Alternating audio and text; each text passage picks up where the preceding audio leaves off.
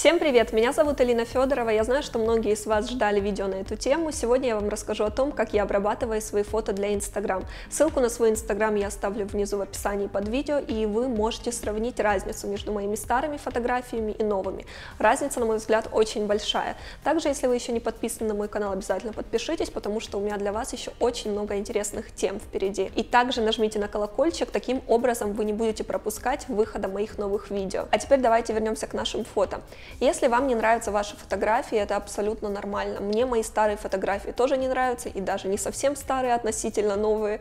Это нормально, потому что мы растем, наш вкус меняется, он становится лучше. То есть, другими словами, мы развиваемся. Все свои фотографии я обрабатываю всегда сама. Я даже иногда прошу фотографов скинуть мне исходник для того, чтобы я могла обрабатывать фотографии на свой вкус. Я нахожусь до сих пор в процессе обучения, так сказать, и я сегодня поделюсь с вами теми знаниями, что у меня есть на сегодняшний день. Надеюсь, они помогут вам сделать ваши фотографии лучше. Как вы знаете, стилистика Инстаграма у всех абсолютно разная. У кого-то преобладают холодные оттенки, у кого-то теплые, кому-то нравятся такие блеклые фотографии, ненасыщенные. Таким образом, Инстаграм получается нежным, воздушным.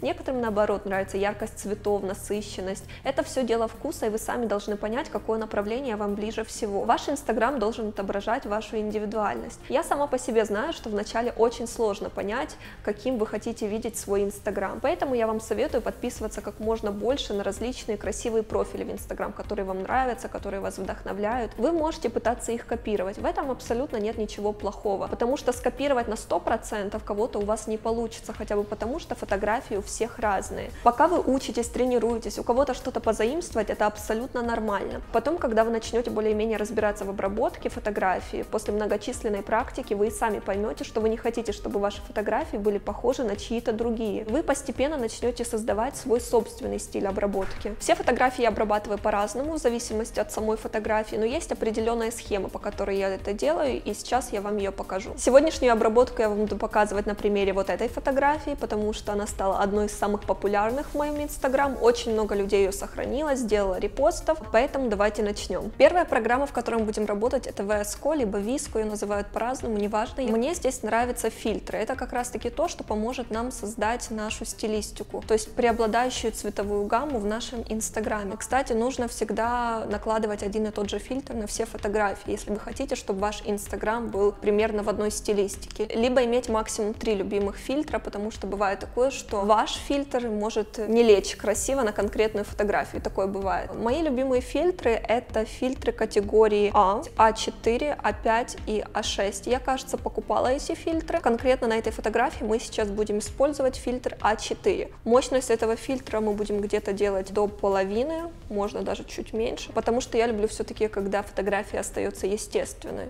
Следующая программа, в которой мы будем работать, это Snapseed. Я уже загрузила эту фотографию сюда, и что мы будем здесь делать? Выбираем настройки. Так, мы здесь будем повышать яркость. Я это сделаю где-то до 20. Я, кстати, делаю максимум где-то 25, больше я не делаю. Дальше заходим в световой баланс, Ambience. Повышаем его где-то до, пускай будет 15. Таким образом наша фотография стала более яркой, более освещенной. Дальше хайлайты. Можно тоже немножко повысить, пускай будет 12. И тени мы их наоборот понижаем в этой фотографии. То есть я их занижу до, пускай будет 12, допустим. Таким образом, как вы видите, волосы стали темнее. Так, здесь мы уже больше ничего не делаем. Это мы сохраняем.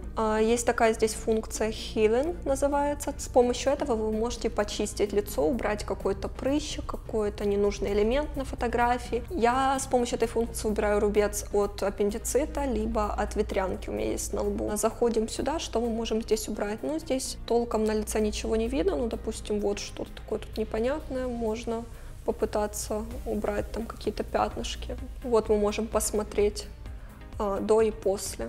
Ну, в общем, здесь лицо ничего толком не видно, никаких таких недостатков. Также в этой программе есть такая функция, как выборочная коррекция, либо selective.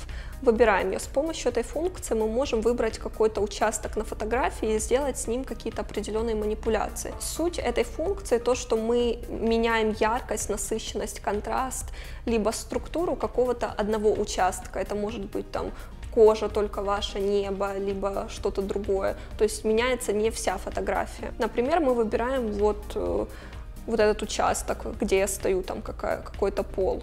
Да, вот мы его выбрали, и мы хотим его осветлить. То есть мы повышаем вот яркость, можно ее аж до предела повысить. Как мы видим, да, все стало ярче. Вот смотрим до, после. Ну, мне кажется, кстати, так гораздо лучше. Сохраняем. Я нажимаю на экран, и мы видим до, после. Пол, на котором я стою, стал более ярким. И вообще, в целом, фотография стала немножко светлее. Сохраняем нашу фотографию и переходим к следующей программе. Я также всегда повышаю резкость и деталь фотографии для того, чтобы она была более качественной, более четкой. И это нужно делать в самом конце, после уже других обработок. Таким образом мы не будем портить качество этой фотографии. Если вы хотите наложить шум на фотографию, либо зернистость, другими словами, это делается в самом-самом конце. Это будет самое последнее, что вы будете делать с фотографией. У некоторых такой вообще стиль Инстаграма, некоторые любят зернистость. Я же добавляю зернистость только в том случае, если, допустим, я слишком перегладила лицо, то есть я слишком его выровняла, и оно получилось таким немного пластмассовым, искусственным. Таким образом я могу исправить ситуацию, добавив зернистость туда. Дальше я буду использовать программу Facetune. У меня есть две версии этой программы, одна бесплатная, вторая платная. Бесплатная называется Facetune 2, они немножко отличаются по функционалу, но в целом я могу сказать, что бесплатная версия, она тоже очень хорошая. Как раз таки сейчас мы будем в ней работать. Я открыла нашу фотографию, и первое, что мы сделаем, это сгладим кожу, то есть выровняем тон кожи. Здесь есть такая функция, как Smooth. Мы заходим сюда и начинаем проходить по нашему лицу немножко. И далее мы ставим это не на все 100%, а ставим, допустим, на 58%. Таким образом мы все-таки немножко сохраним естественность. Сохраняем. Также мы можем пройтись немножко по ногам. Сглаживаем ноги и тоже ставим это где-то на 57%. Сохраняем. В этой программе есть такая классная функция отбеливания. Вообще она предназначена для отбеливания зубов, но в ней можно отбеливать в принципе все что угодно. С помощью этой функции мы можем избавиться от паразитного некрасивого желтого цвета, который иногда присутствует у нас на какой-то стене. Это может быть пол, плитка, асфальт, просто там какая-то светлая одежда, которая непонятного оттенка. То есть это не белый, а получается какой-то бежевый, желтый. И мы можем все это красиво так выбелить и сделать более чистеньким, аккуратненьким. Я думаю, что вы заметили, что сейчас очень в моде такие выбеленные инстаграмы, прям такие белые-белые. Как раз таки эта функция помогает добиться такого эффекта. Заходим в отбеливание, приближаем. Первое, что мы будем отбеливать, это, наверное, нашу одежду. Здесь белая футболка, белое белье. Главное все это делать аккуратненько, чтобы не вылазить за контур, чтобы этого не было видно. Аккуратненько проходимся по футболке.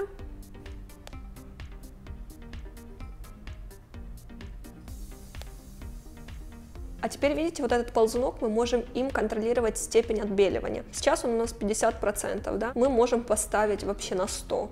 И сейчас наша одежда выглядит так, как будто ее тайдом постирали. Кстати, вот мы видим, что вот тут я не прошлась. Исправляем. Здесь я не прошлась. Неаккуратно я сделала немножко. Ну, вы, думаю, суть уловили, как это делается. В принципе, сохраняем на 100%, но мы смотрим по ситуации, в зависимости от вашей фотографии. Иногда не стоит ставить на все 100% отбеливания, потому что иногда белый цвет может прям светиться, иногда стоит делать более естественно. Конкретно сейчас пускай будет 100%. Сохраняем. Дальше мы будем отбеливать вот этот пол, на котором я стою. Пока он у нас какого-то желтого такого цвета непонятного. Начинаем наше отбеливание. Так, смотрим разницу. Теперь ставим это. Так, я поставила на 79. Смотрим сейчас на одежду и на поверхность пола. Разница, в принципе, очень большая.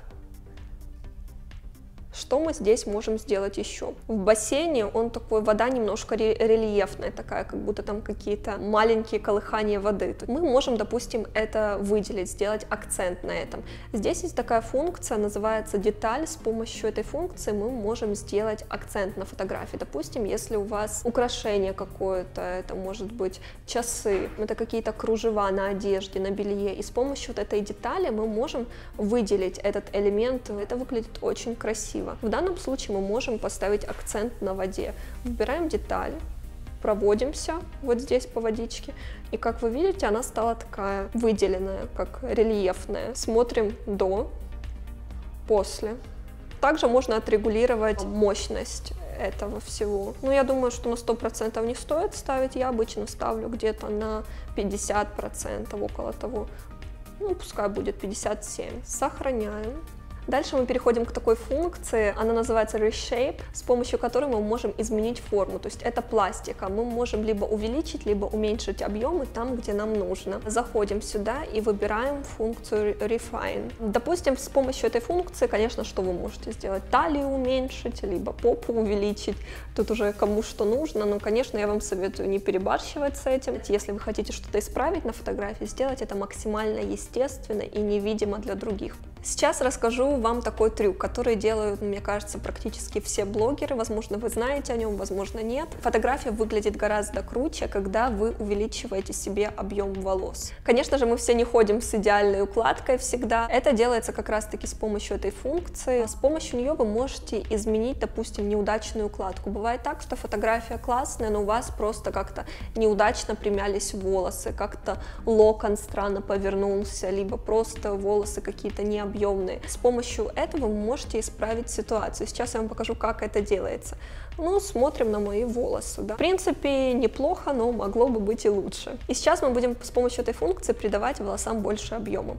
Выбираем Refine и начинаем увеличивать немножко. То есть по бокам мы придаем объем.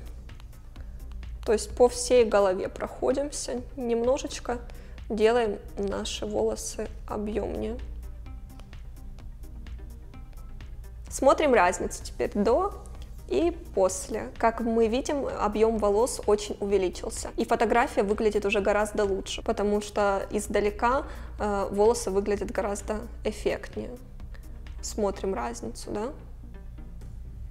Мне нравится. Я вам советую использовать эту функцию. Сохраняем эти изменения. Также забыла вам рассказать, что в детали еще очень важен акцент сделать на глаза. Допустим, в этой фотографии, да, лицо, ну, так достаточно далековато, мы можем с помощью детальки также выделить глаза наши. Сильно не нужно, где-то можно поставить на 45, но разницу мы видим, да, что глаза стали более выразительнее, ярче. Смотрим разницу до, обращаем внимание, белый цвет, деталь, волосы и после, да, все стало, конечно, гораздо лучше. Также в этой программе есть много других функций. Консилер, например. С помощью этой функции мы можем убрать, допустим, темные круги под глазами. Кожу сделать матовой, если она слишком блестит, либо наоборот сделать ее более сияющей, то есть уже по вашим пожеланиям. Я думаю, что здесь в принципе все просто. Когда вы скачаете себе эту программу, вы в ней без проблем разберетесь. В принципе, в этой программе все. Сохраняем нашу фотографию и дальше мы перейдем в следующую программу. Она называется Lightroom.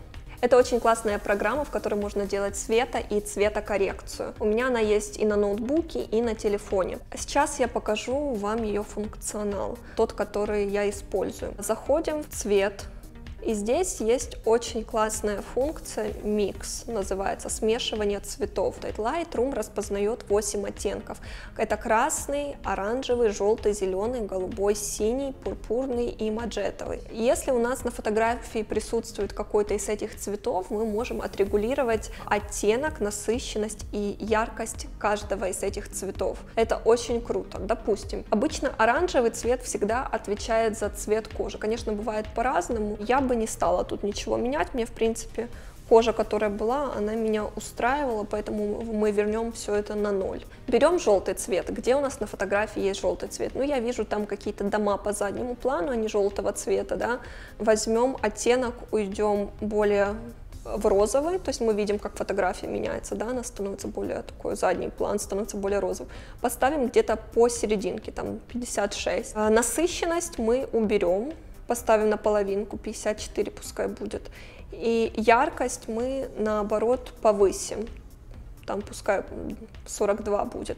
Лучше никогда не доводить ползунок до самого конца, а выбирать какие-то промежуточные варианты. Мы видим разницу, что у нас изменилось. Смотрим на вот этот вот дом по заднему плану и вообще на задний план. Все было такое более желтое, и сейчас, когда мы изменили, наши растения и дом стали более холодных оттенков, и такой некрасивый желтый пропал у нас. Мне кажется, так стало гораздо лучше. Дальше переходим в зеленый цвет. Зеленый — это наше растение.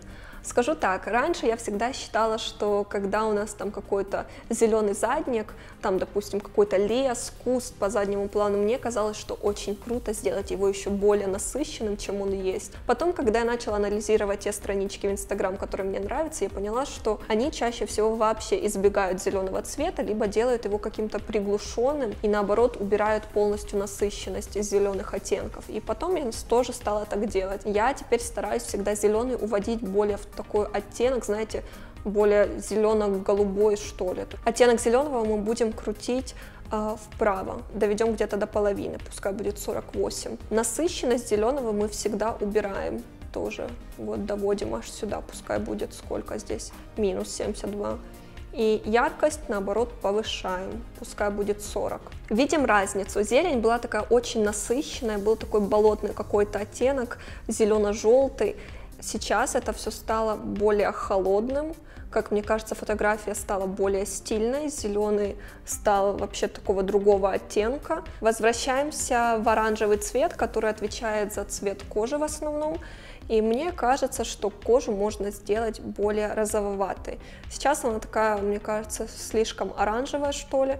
Если мы, допустим, вот этот ползунок уведем чуть-чуть, пускай будет даже минус 5, и кожа наша ушла более такой в розовый оттенок. То есть тут уже на любителя, вы должны сами смотреть, вам нравится кожа более оранжевая, либо наоборот такого более розового оттенка. Ну, я решила что-то такое сделать посередине. Сохраняем наши настройки. Теперь смотрим еще раз разницу, что у нас было и что у нас стало. Нажимаем на экранчик и видим, фотография выглядела вот так. И после того, как мы изменили наши цвета, все стало вот так. В общем, в голубом цвете мы все понизили. И оттенок, и насыщенность, и яркость. Видим результат. Как было, как стало. В принципе, мне фотография эта уже нравится. Мне кажется, что в Lightroom мы уже все сделали. Сохраняем нашу фотографию в максимальном размере. Теперь возвращаемся к нашему снапсиду. Сейчас будут последние шаги. Заходим в деталь, Details, добавляем структуру фотографии, добавляем где-то, пускай будет 6. Заходим в резкость, добавляем 20 где-то. Мне кажется, в принципе, этого достаточно. Это как раз-таки то, что поможет нашу фотографию сделать более четкой, более выразительной. Как вы знаете, Instagram, он портит качество фотографии, а эти настройки помогают улучшить нашу фотографию, то есть в Инстаграме она будет выглядеть лучше. Сохраняем все это. После того, как мы добавили деталь и резкость, на этом все. В принципе, наша фотография готова. И на самом деле все не так сложно, как может показаться. Когда вы будете это делать много раз, проделывать, практиковаться, у вас это будет отнимать каких-то просто 10 минут на фотографию. А теперь давайте сравним наш исходник с уже обработанной фотографией. Вот так это было и так стало. Как мы видим, в принципе, изменения незначительные, но фотография стала выглядеть гораздо лучше, она стала более стильной и интересной. На этом у меня все, ребят. Обязательно напишите мне в комментариях, понравилась ли вам обработка. Не забудьте посмотреть мои другие видео на канале, у меня их еще очень много. И также напишите мне, какая вам рубрика нравится больше всего. Пока, друзья!